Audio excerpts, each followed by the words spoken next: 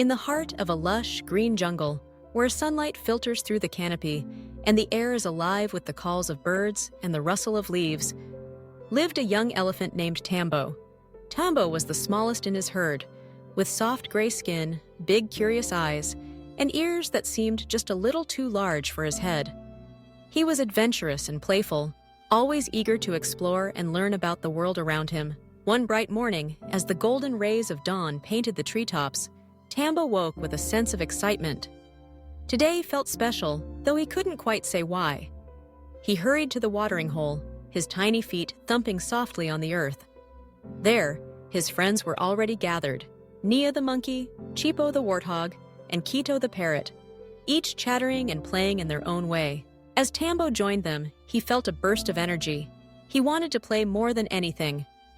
The friends decided to play a game of chase around the big baobab tree. Tambo, being the fastest, quickly caught up with Nia, who was giggling as she leapt from branch to branch. In his excitement, Tambo trumpeted loudly and raced even faster, his trunk swinging side to side.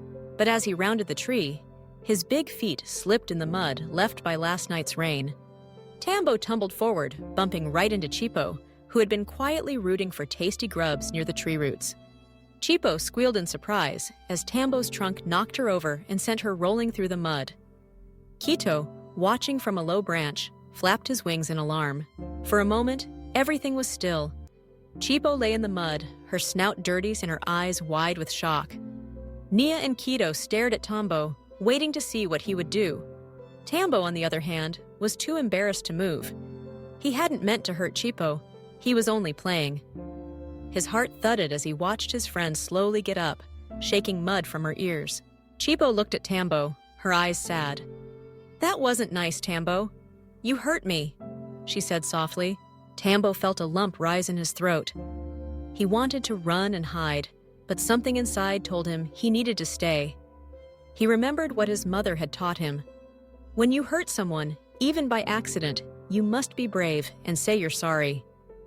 But saying sorry felt so hard. What if Chipo was still angry? What if his friends didn't want to play with him anymore? As Tambo hesitated, his mother approached. She was wise and gentle, with eyes that had seen many seasons. She knelt beside him and whispered, "Tambo, it's okay to make mistakes. What matters is what you do next." Taking a deep breath, Tambo shuffled forward. He glanced at Chipo, then lowered his trunk.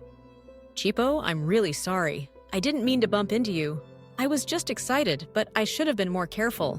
Chipo looked at Tambo for a long moment. Then, slowly she smiled. "Thank you, Tambo. I know you didn't mean to. It still hurt, but I'm glad you said sorry." Nia swung down from the tree and wrapped her arms around both Tambo and Chipo. "We all make mistakes sometimes. That's how we learn." Quito fluttered closer, his feathers ruffling in the breeze. Friends forgive each other and help each other grow. Tambo felt a warmth spread through him. Saying sorry hadn't been easy, but it made things better. His friends weren't angry anymore. Instead, they understood him, and he felt closer to them than ever. After a while, Tambo had an idea. He filled his trunk with cool, clear water from the nearby stream and sprayed it gently over Chipo, washing away the mud. Chipo squealed with delight, and soon, all the friends were splashing and playing, their laughter echoing through the trees. That evening, as the sun dipped low and the jungle glowed with the soft colors of dusk, Tambo sat beside his mother. She wrapped her trunk around him and smiled. "I'm proud of you, Tambo. You showed kindness and courage today." Tambo beamed. "It was hard to say sorry, but I'm glad I did. I don't want to hurt my friends." His mother nodded. "That's the most important thing. We all make mistakes, but when we own up to them and try to make things right, we show what's in our hearts." From that day on, Tambo remembered the lesson he learned. That being sorry isn't just about saying the words, but about understanding how someone else feels and doing your best to make things better. Whenever he played with his friends, he was a little more careful, a little more thoughtful, and if ever he made another mistake, he knew just what to do.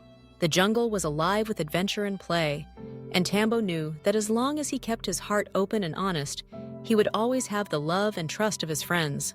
As the stars began to twinkle in the night sky, Tambo curled up beside his mother and drifted off to sleep. dreaming of new adventures and the happiness that comes from caring for others.